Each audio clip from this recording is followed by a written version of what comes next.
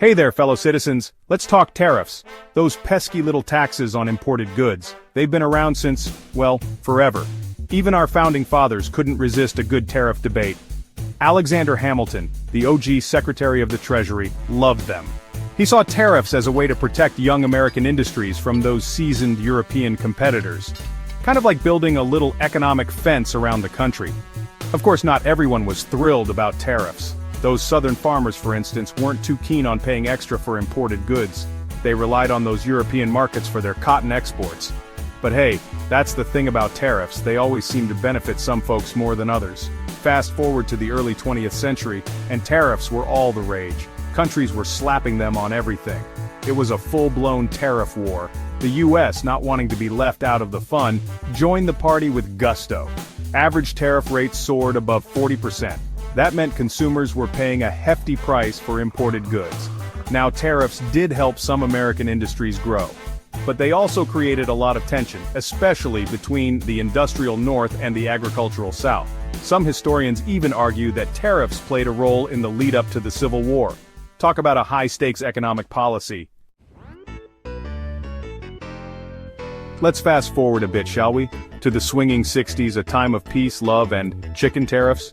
Yep, you heard that right. Back in 1963, France and West Germany decided to slap a hefty tariff on imported chicken, specifically targeting those juicy American birds. Now, the US wasn't about to let that slide. Enter the chicken tax of 1964, a 25% tariff on imported light trucks. It was meant to be a swift kick in the giblets to those European poultry producers, but like any good economic policy gone rogue, it had some unintended consequences. See, those clever Germans found a loophole. Instead of shipping over fully assembled vans, they started sending over kits, like those build-your-own furniture sets from a certain Swedish retailer. They'd disassemble their vans in Germany, ship the parts to the US, and then put them back together again. Voila! Tariff avoided. The chicken tax, despite its ridiculous name and origins, is still around today. It's a testament to the fact that even the most well-intentioned tariffs can have some truly bizarre and long-lasting effects. Now let's talk about a more recent tariff tango, the Trump administration's trade war with China. In 2018, the US imposed tariffs on billions of dollars worth of Chinese goods, ranging from solar panels to washing machines.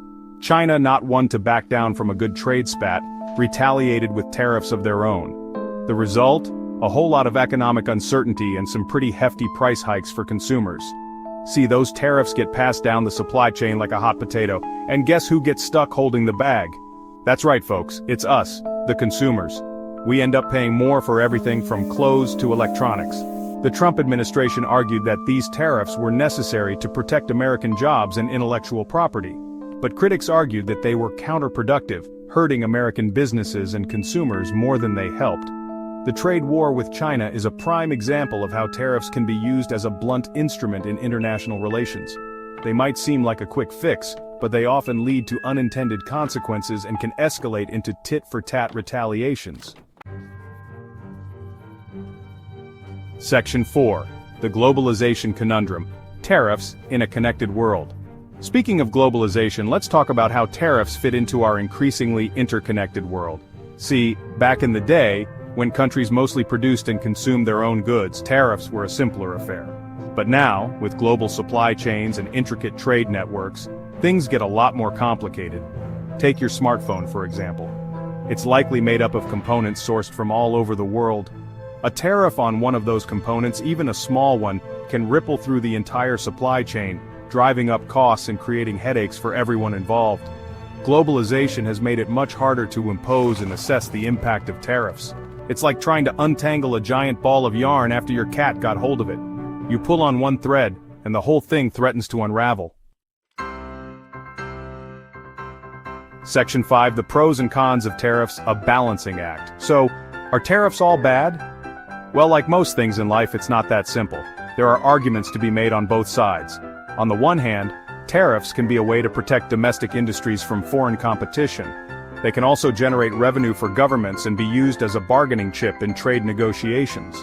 On the other hand, tariffs can lead to higher prices for consumers, retaliation from other countries, and distortions in the market. They can also harm global trade and cooperation. Ultimately, the decision of whether or not to impose tariffs is a complex one, involving a careful weighing of the potential benefits and drawbacks. There's no easy answer, and what works in one situation might not work in another. Section 6, the future of tariffs. Navigating a complex landscape. So what does the future hold for tariffs? Well, if history is any guide, they're not going away anytime soon. As long as countries continue to trade with each other, there will always be the temptation to use tariffs to protect their own interests. But the way tariffs are used is likely to evolve as the global economy becomes increasingly interconnected. We're already seeing this with the rise of targeted tariffs, aimed at specific industries or even individual companies. The future of tariffs is likely to be shaped by a complex interplay of factors, including technological advancements, geopolitical shifts, and the ongoing debate over globalization. Buckle up, folks, it's going to be a bumpy ride. Section 7, stay informed, stay engaged, subscribe for more. And there you have it, folks. A whirlwind tour of the wonderful world of tariffs. We've covered everything from their historical roots to their modern-day complexities. But the conversation doesn't end here.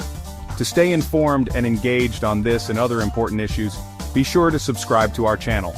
We'll keep you updated on the latest developments and provide you with the tools you need to navigate our increasingly complex world. Until next time, stay curious.